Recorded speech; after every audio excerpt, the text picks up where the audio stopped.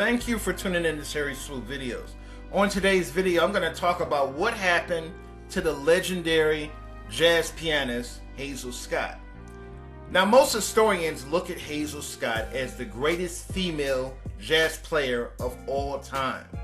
This woman was amazing, and she worked with some of the greatest jazz musicians during the 1940s and 50s. And she could play two pianos at the same time. This woman's talent was out of this world. Duke Ellington called her the greatest pianist he ever saw.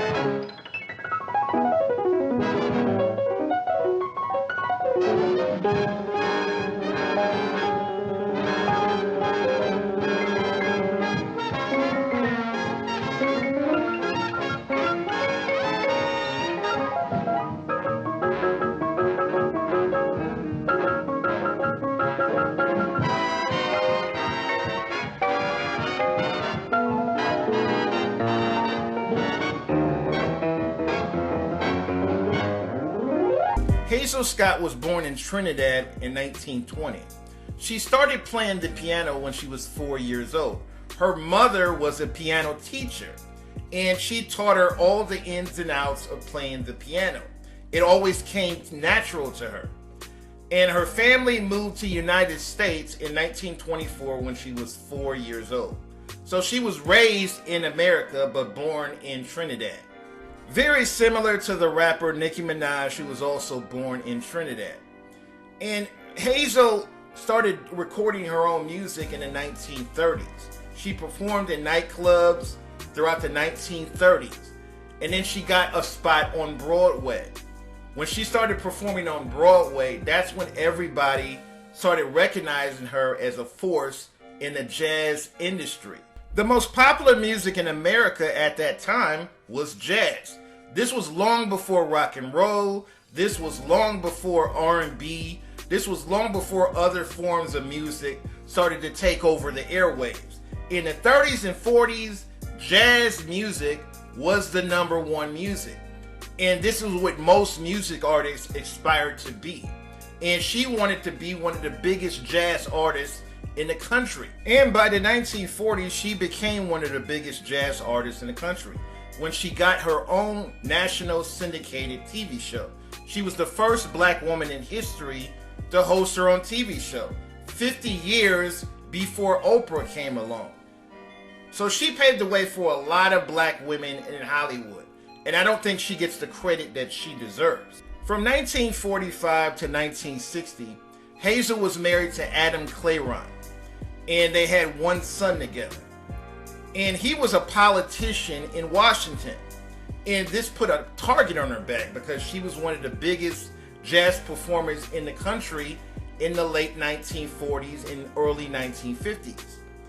And Joe McCarthy started going after her and accusing her of communism. He accused her of supporting communism. Now, it's well documented that Joe McCarthy was one of the most racist, bigoted politicians in the history of America. And Hazel Scott was involved in the civil rights movement. She was deeply involved in the civil rights movement. And what Joe McCarthy would do is accuse black celebrities that were involved in the civil rights movement of being involved in communism. And he forced her to testify in Congress. And McCarthy got the entire FBI to go after her. So in 1956, she decides to move to England. Right at the height of her career, right at the height of all of her success, she decides to move to England. And she spends the next 20 years in England. And this is why a lot of people in America are not aware of all her great accomplishments. Because her career was cut short all because of McCarthy's witch hunt. Now, after Joe McCarthy died, all the charges against her were dropped. but she continued to stay in Britain for the next 20 years.